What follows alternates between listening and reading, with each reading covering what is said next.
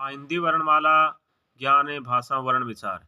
देखिए वर्ण व्यवस्था क्या है? वर्ण व्यवस्था में स्वर व्यंजनों का वर्गीकरण का अध्ययन करना है, स्वर व्यंजनों के प्रकारों के बारे में उनके प्रयत्न और स्थान की दृष्टि से पढ़ना है। फिर भाषा, भाषा क्या है? अर्थ और उत्पत्ति यानी कि भाषा शब्द की उत्पत्ति भा से धातु में आ प्रत्यय के योग से हुई है जिसका अर्थ है बोलना या कहना, कहा हुआ।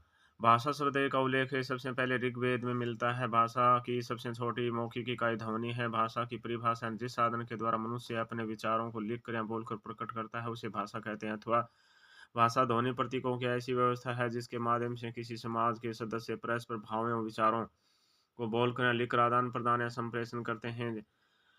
ध्वनि को भाषा का मूल आधार माना गया है। व्याकरण वह रचना जो भाषा का विश्लेषण करती है उसे व्याकरण कहते हैं।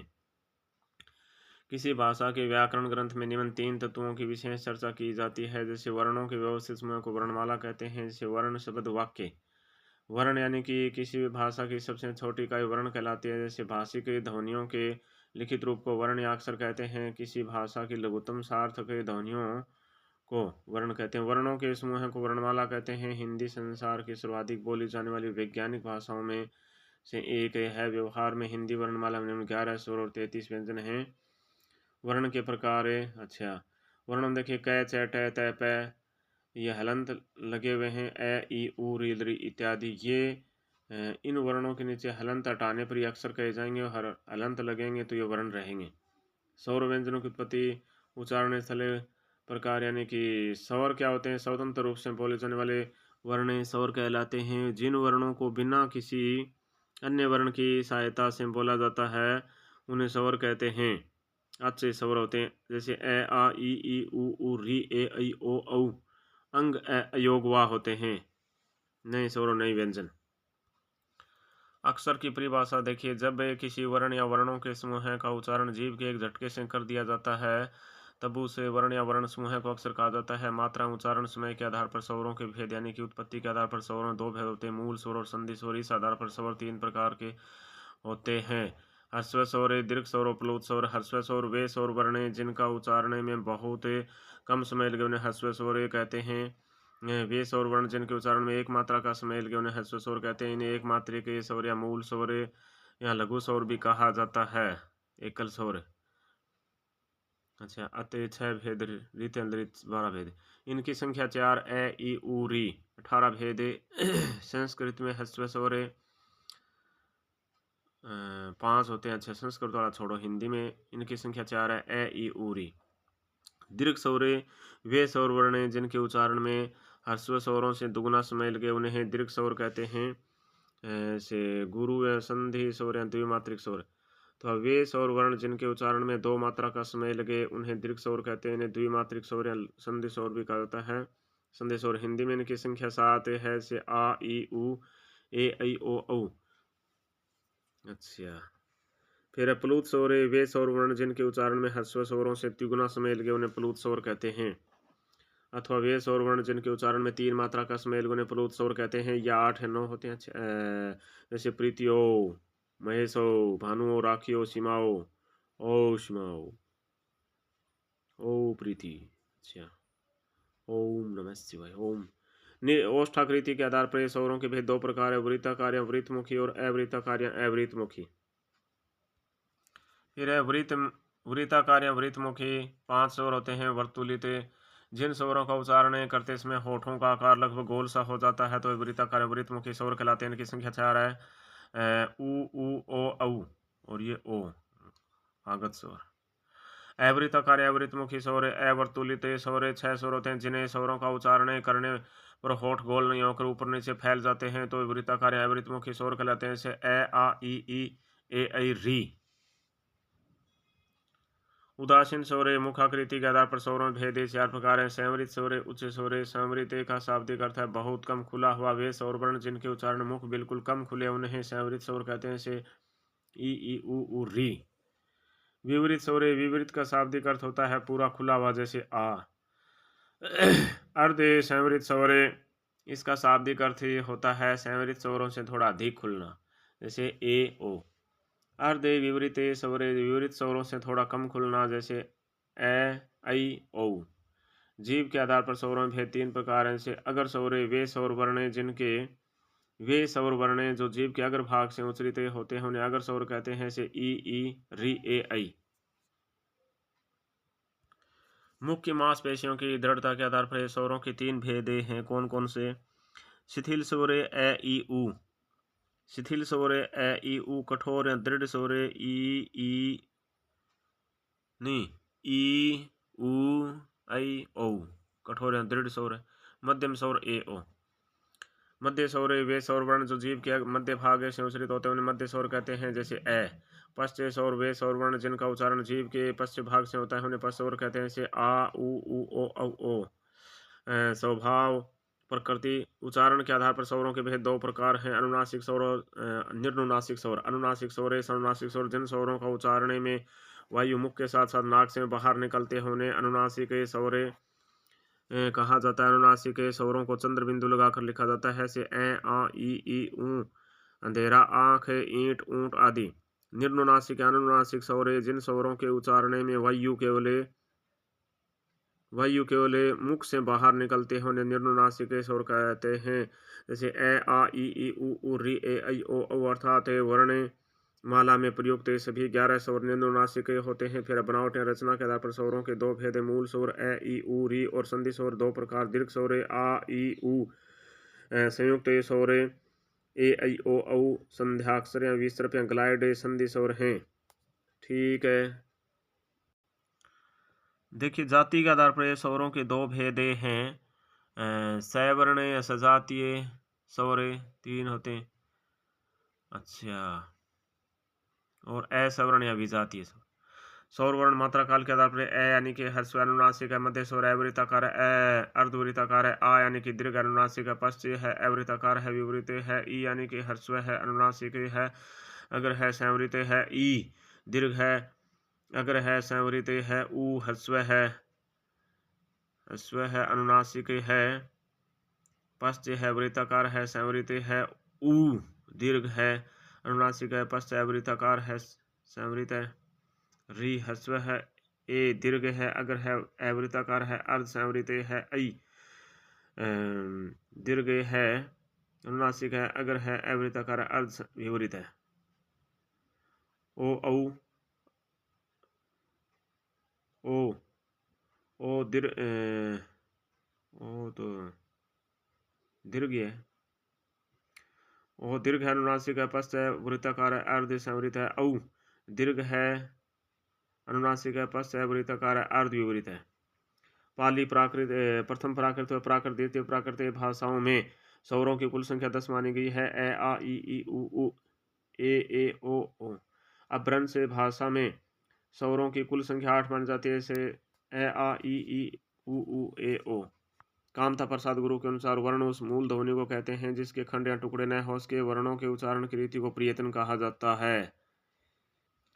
व्यंजन वर्ण मूल व्यंजन 33 से माने जाते हैं। जिन वर्णों को स्वरों की सहायता से बोला जाता है उन्हें व्यंजन कहा जाता है। जब किसी ध्वनि का उच्चारण करने पर फेफड़ों से उठी हुई श्वास वही हमारे मुख में आकर किसी व्यवधान या रुकावट या बाधा संघर्ष के बाद मुख से बाहर निकलती है तो वह ध्वनि व्यंजन ध्वनि कहलाती है। एक ध्वनि या ध्वनि समूह की न्यूनतम उच्चरित न्यूनतम इकाई को अक्सर कहते हैं या वह छोटी से छोटी इकाई जिससे के टुकड़े नहीं किए जा सकते। अच्छा, जिसका वायु उच्चारण वायु के एक झटके से होता है अक्सर कहलाता है। अच्छा, सामान्यतः स्वरों की सहायता से उच्चरित होने वाली ध्वनियां व्यंजन ध्वनि कहलाती है। संस्कृत भाषा में कुल 33 व्यंजन वर्ण प्रयुक्त होते हैं। हिंदी वर्णमाला में कुल 33 व्यंजन ध्वनियां शामिल की गई है जिनको निम्नानुसार 3 श्रेणियों में विभाजित किया जाता है।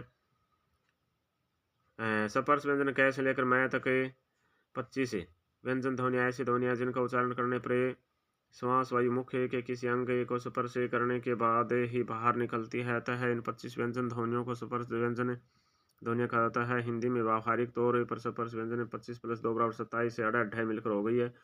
इन 25 स्पर्श ध्वनियों को 5 वर्गों में विभाजित किया जाता है जिससे कारण इनको वर्गीय व्यंजन नाम से पुकारा जाता है। फिर क वर्ग क ख ग घ कोमल तालव्य वर्ण है। डॉक्टर भोलानाथ तिवारी ने माना है च वर्ग च ज ये स्पर्श संघर्षी है। कठोर तालव्य वर्ण है। कठोर तालव्य वर्ण टे वर्ग टे ठे ते वर्ग ते पे वर्ग पे में अंतस्थ ये व्यंजन ये रह लेवे इसते पृष्ठ वर्ण हो गए आर्दे सौरे ये वह उस व्यंजने स है इस विपरीत वर्ण है। हिंदी और संस्कृत दोनों में यही क्रम अच्छा है इसका। अड़ा ईण में ये अनुनासिक या नासिक के वर्ण हैं।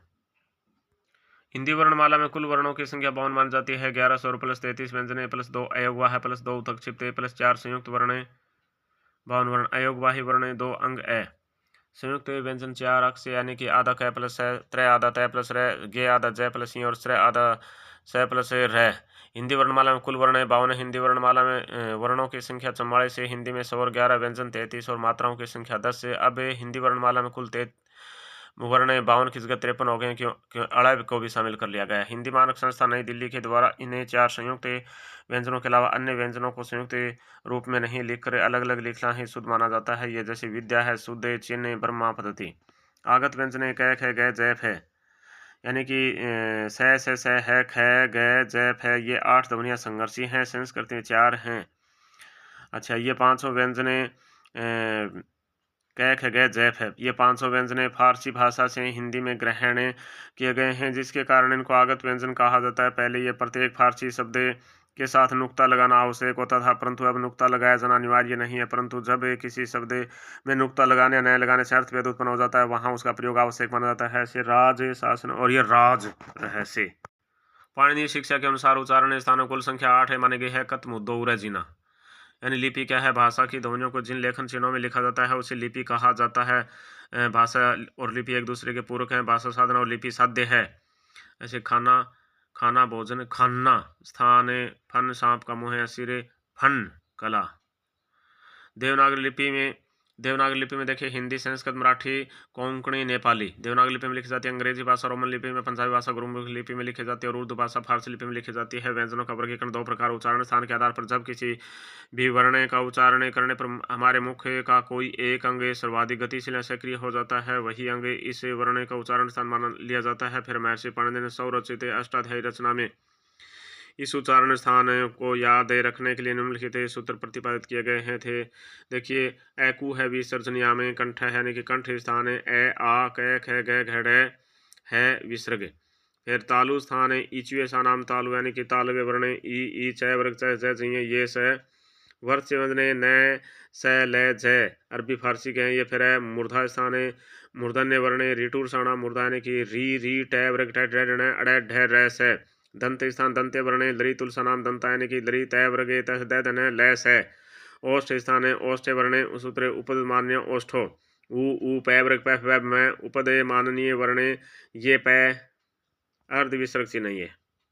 एक उच्चारण स्थान वाले कुल वर्ण 32 हैं। एक उच्चारण स्थान वाले कुल वर्ण 32 हैं। 2 उच्चारण स्थान वाले कुल वर्ण 10 से हैं। यम वर्ण 4 उच्चारण स्थान नासिका नासिका स्थान नासिक के वर्ण यानी कि नासिका अनुस्वार से अनुस्वार का उच्चारण स्थान है। अनुस्वार का उच्चारण स्थान नासिका अंगे ये मैंगणा नाम नासिका संस्कृत में सही क्रम है।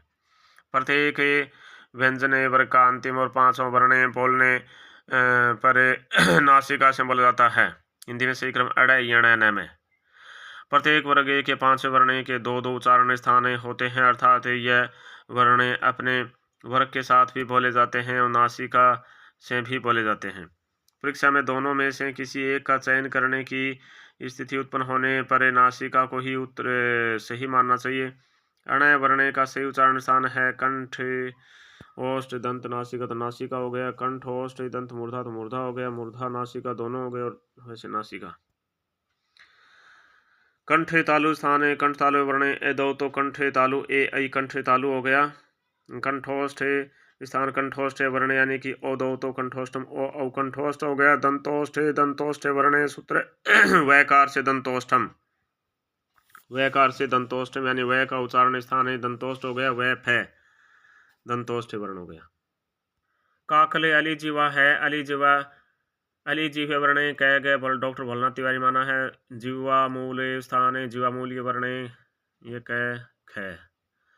आधुनिक भाषा वैज्ञानिकों का वर्गीकरण उच्चारण स्थान काकले स्थान है काकले वर्ण है विसर्ग है और विसर्ग 2 वर्ण हो गए। काकल्य वर्ण। फिर वर्ष से स्थान है, वर्ष से वर्ण न स ल 3 वर्ण दंतों का जड़ भाग से द्वि उच्चारण स्थानीय वर्ण ई मैंगणन अड़ इण में अड़ इण में ए ऐ ओ औ व।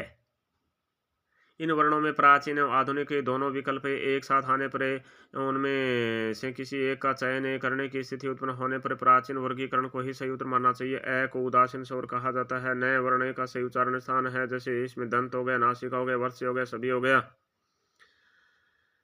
पाणिनीय शिक्षा में 8 उच्चारण स्थान माने गए हैं। उच्चारण स्थान कुल संख्या 8 है, यानी कि उर, हृदय, काकले, कंठ, शिरमे, मूर्धा, जीवामूल, दंत, नासिका, ओष्ठ, तालु। पाणिनीय शिक्षा के अनुसार संस्कृत भाषा में कुल वर्ण होते हैं 63 या 64। अच्छा, सौर वर्ण ये छोड़ो, संस्कृत वाला। सौर वर्ण 21 या 22, पर से व्यंजन वर्ण 25, आदि वर्ण अंतस्थ प्लस सूक्ष्म 8, यम वर्ण 4, अनुस्वार वर्ण 1, अंग विसर्ग 1, अह जीवामूल्य 1, क उपदमान्य वर्ण 1, पै हो गया 2, स्पृष्ट वर्ण 1, अड़ प्लस अड़ री विकल्प से। कुल वर्ण 63 या 64 संस्कृत में। कर्ण हमारे मुख में उपयुक्त 8 उच्चारण स्थानों के अलावा कुछ ऐसे अंग जो उच्चारण करने में सहायता प्रदान करते हैं। इन सहायक अंगों को ही कर्ण साधन कहा जाता है। इस श्रेणी में प्रमुखतः निम्न अंग शामिल किए जाते हैं: जीवा, ध्रोष्ट, कोमल तालु, स्वरतंत्रियां। प्रयत्न के आधार पर वर्गीकरण यानी कि किसी भी वर्ण का उच्चारण करने पर हमारे मुख के अंगों को जो प्रयास करना पड़ता है उसे ही प्रयत्न का आधार कहते हैं। इस आधार को भी पुनः 3 उपभागों में विभाजित किया जाता है। स्वर तंत्र में कंपन के आधार पर इस आधार पर वर्ण 2 प्रकार के माने जाते हैं। अघोष वर्ण उच्चारण करने पर नाद या गूंज का होना। प्रत्येक वर्ग का पहला दूसरा वर्ण स 13 विसर्ग क ख फ अघोष ध्वनियां। युवार श्वास अघोष खर प्रत्याहार। फिर घोष को सामान्य स्वर था, घोष को जपित स्वर भी कहा जाता है। घोष या सघोष यानी तीसरा, चौथा, पांचवा वर्ण उच्चारण करने पर नाद या गूंज का अधिक होना। फिर प्रत्येक वर्ग का तीसरा, चौथा और पांचवा वर्ण ये र ल व है। सभी स्वर घोष या सघोष माने जाते हैं। 31 अनुस्वार श्वास वायु के आधार पर वर्ण यानी कि इस आधार पर वर्ण 2 प्रकार के माने जाते हैं: अलग प्राण पहलो, तीसरो, पांचवा और महाप्राण दूसरो, चौथा। संस्कृत में बाह्य प्रयत्न 11 है। उदात, अनुदात, सौरित सभी सौर वर्ण संस्कृत में। अलग प्राण 30 वर्ण उच्चारण करने पर श्वास वायु का कम मात्रा में बाहर निकलना सभी सौर अलग प्राण होते हैं। प्रत्येक वर्ग का पहला, तीसरा, पांचवा विषम वर्ण ये र ल व। महाप्राण 14 वर्ण उच्चारण करने पर श्वास वायु का ज्यादा अधिक मात्रा में बाहर निकलना महाप्राण। प्रत्येक वर्ग का दूसरा, चौथा संवर्ण स है। उच्चारण के आधार पर इस आधार पर व्यंजन वर्ण 8 प्रकार के माने जाते हैं। सप्तर्षि व्यंजन क ख ग, क ख ग घ, ट ठ ड ढ त थ द ध प फ ब भ 16 वर्ण। सपर से संघर्षी च छ ज झ 4 वर्ण है। संघर्षी व्यंजन स है 4 वर्ण है। नासिक अनुनासिक व्यंजन अड़ इण न में 5। उतक छिपतियां ताड़न जाते हैं द्विगुणित व्यंजन अड़ ढ 2 वर्ण हो गए। उतक छिपतियां ताड़न जात द्विगुणित व्यंजन अड़ ढ 2 वर्ण हो गए। ठीक है। रक्त वर्ण 5 होते हैं। ये मैं अण न संस्कृत में होते हैं। स्वसमय व्यंजन वर्ण 10, प्रत्येक वर्ग का दूसरा, चौथा। अयोगवाही वर्ण हिंदी में 2 अंग अ है। अच्छा, संस्कृत में 5 होते हैं। अंग अह क फ यम वर्ण। पार्श्विक व्यंजन ल 1 होता है। प्रकंपित या लुंठित व्यंजन र 1 वर्ण होता है। कंपन जात बोलते हैं पार्श्विक वत से। अच्छा, संघर्षहीन व्यंजन इस विवरित संघर्षहीन ये व 2 वर्ण अर्ध स्वर बोलते हैं। अयोगवाही वर्ण अंग अ हिंदी वर्णमाला में अनुस्वार एवं विसर्ग ये 2 ऐसी ध्वनियां हैं जिनको न तो स्वरों में शामिल किया जाता है और न ही व्यंजनों में शामिल किया जाता है। इस प्रकार किसी भी तरफ योग नहीं होने पर इन दोनों ध्वनियों को अयोगवाही वर्ण के नाम से पुकारा जाता है। मानक या मानक वर्ण हिंदी वर्णमाला में कुछ वर्ण ऐसे भी प्राप्त होते हैं जिनको 2-2 तरह से लिखने परंपरा रही है। हिंदी मानक संस्था नई दिल्ली के द्वारा इनमें से जिस रूप को वर्तमान में मान्यता दी गई है जो रूप वर्तमान में प्रचलन से बाहर हो गया है वह मानक वर्ण माना जाता है। मानक वर्ण जैसे झ, भ, ध, अण, ख द्वित्व व्यंजन है जब किसी शब्द में एक ही प्रकार का व्यंजन वर्ण लगातार दो बार लिख दिया जाता है, अर्थात उन दोनों के बीच में कोई स्वर नहीं होता है, तो वहां उस व्यंजन समूह को द्वित्व व्यंजन पुकारा जाता है। जैसे कच्चा, तटीका, उडेन, उल्लेख, सजन, उदय से, उन्नति, सम्मान। फिर संयुक्त अक्षर या व्यंजन गुच्छ, यानी कि जब किसी शब्द में अलग अलग प्रकार के दो वर्ण लगातार एक साथ लिख दिए जाते हैं, अर्थात उनके बीच में कोई स्वर नहीं होता है, उस व्यंजन समूह को संयुक्त अक्षर के नाम से पुकारा जाता है। स्पष्ट, शाही, स्लेट, कष्ट, तन्मय, विद्या, चिन्ह, ब्रह्मा। मुक्ताक्षर, बद्धाक्षर, यानी कि जब किसी वर्ण का या अपने वर्णों के समूह का उच्चारण जीव के एक झटके से हो जाता है, तब उसे वर्ण को अथवा वर्ण समूह को अक्षर कहा जाता है। ऐसे अक्षरों के अंत में यदि ए स्वर की ध्वनि आ रही हो तो उन्हें मुक्ताक्षर कहा जाता है, और अंत में ए के अलावा अन्य कोई किसी स्वर की ध्वनि आ रही हो तो उन्हें बद्धाक्षर कहा जाता है। ऐसे मुक्ताक्षर राम, आम, शाम, काम, जबकि बद्धाक्षर में आ, जा, पी, खा। ध्वनि संकेतों में मौखिक रूप एक वर्ण कहा जाता है। फिर संगम या संहिता, यानी कि जब किसी ध्वनि या ध्वनियों का उच्चारण करते समय कम या अधिक विराम या विश्राम ले लेने से यदि अर्थ में परिवर्तन आ जाता है तो उसे ध्वनि परिवर्तन की स्थिति को ही संगम या संहिता कहा जाता है। जैसे वह घोड़ा गाड़ी खींचता है, वह घोड़ा गाड़ी खींचता है। नदी का पाट बहुत चौड़ा है, उसने मुझे पुस्तक नहीं दी, उसी के सिर का दर्द बढ़ता ही गया, चार के लिए सिरका लेते आना। संस्कृत में अभ्यंतर प्रयत्न 5 वरदराज के अनुसार है। सपृष्ठ वर्ण एक ऐसे लेकर मैं तक के सभी 25 सपर से व्यंजनों को स्पष्ट सपृष्ठ नाम से पुकारा जाता है। इस सपृष्ठ वर्ण ये रेलव इन चारों अंतस्थ व्यंजनों को इस सपृष्ठ वर्ण के नाम से पुकारा जाता है। संवरित प्रयोग दशा में ह्रस्व ए, संवरित प्रक्रिया दशा में ह्रस्व ए विवरित। इस सपृष्ठ वर्ण के नाम से पुकारा जाता है। ईसद विवरित वर्ण स है, इन चारों संवेदनों को ईसद विवरित नाम से पुकारा जाता है। भट्टोजी दीक्षित ने नहीं माना है।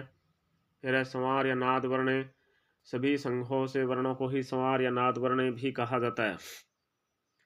सभी संघों से वर्णों को ही संवार या नाद वर्ण भी कहा जाता है। संवार, नाद, घोष। विवार या समास वर्ण, सभी अघोष से वर्णों को ही विवार या समास वर्ण के नाम से पुकारा जाता है। फिर विसर्प या ग्लाइड, ए, ऐ, ओ, औ, इन चारों संध्याक्षरों या संयुक्त स्वरों को ही विसर्प या ग्लाइड के नाम से जाना जाता है।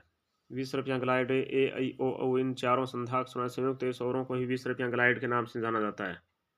ठीक है।